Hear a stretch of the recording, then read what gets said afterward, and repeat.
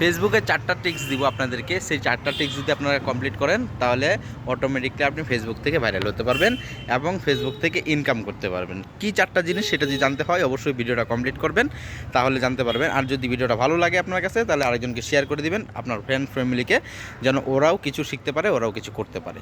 তো প্রথমেই আপনাদেরকে বলবো 4টা জিনিস বলবো। সেই 4টা জিনিসের মধ্যে 4টা জিনিস কিন্তু খুবই গুরুত্বপূর্ণ, মনে রাখবেন।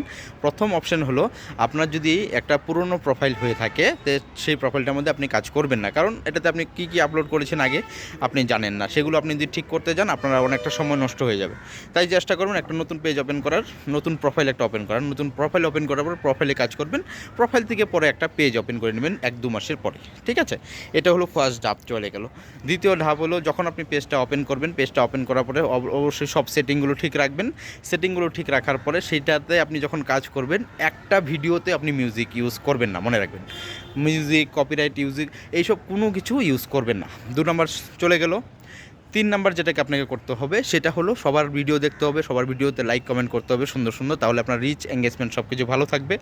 আপনি যেই ভিডিওটা ছাড়বেন সেই ভিডিওটার মধ্যে সবসময় ক্যাপশন তৈরি রাখবেন, মানে ফিল্টার দিয়ে কোনো রকম কোনো ভিডিও আপলোড করবেন না। ফটো কোথা থেকে আপলোড করবেন, ভিডিও কোথা থেকে আপলোড করবেন সে নিয়ে তো আমার ভিডিও দেওয়াই আছে, আপনারা সবাই জানেনই।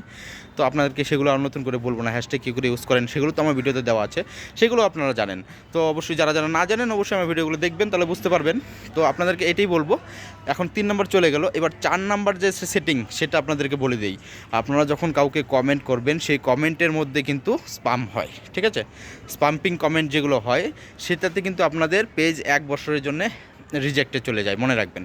সেটা আপনার কখন হয়, আপনি যখন কোনো একটা খারাপ পিকচার আপলোড করলেন সেটাতে হয়, আপনি একটা খারাপ কমেন্ট করলেন সেটাতেও হয়, আবার আপনি ছোট বাচ্চাদের মনে করেন যে তাকে স্নান করাচ্ছেন বা কিছু, তার যখন বস্ত্র থাকবে না গায়ে সেইগুলো ভিডিও যদি আপনি আপলোড করেন সেগুলোতে আপনি স্প্যামিং ভিডিও হয়। তো আপনারা যখন পেজ ওপেন করবেন, পেজ থেকে আপনাকে যদি কেউ খারাপ কমেন্ট করে সেই খারাপ কমেন্টের মধ্যেও কিন্তু আপনি ভালো রিকোয়েস্ট দিবেন, ঠিক আছে? ভালো কমেন্ট করবেন, তাতেও আপনি কখনও তাকে রিপোর্ট জানাবেন না, এটা মনে রাখবেন। এটা রিপোর্ট জানালে পরে সেও আপনাকে বিরক্ত করবে এবং আপনিও তাকে বিরক্ত করলেন এটা মনে হবে। তো এগুলোর থেকে বিরত থাকবেন, তাহলে দেখবেন আপনার পেজটা সুন্দর একটা সুস্থ সবল একটা পেজ তৈরি হবে।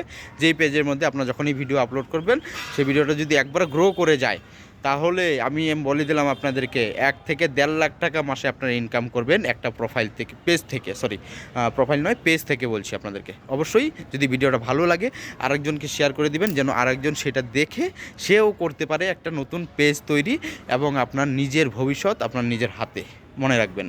আর একটা যদি আপনার পেজে যদি আপনি গ্রো করতে পারেন, শুধু আপনার নয় আপনার পরবর্তীতে যারা থাকবে তারাও কিন্তু সেটার থেকে ইনকাম পাবে, মনে রাখবেন। কি করে?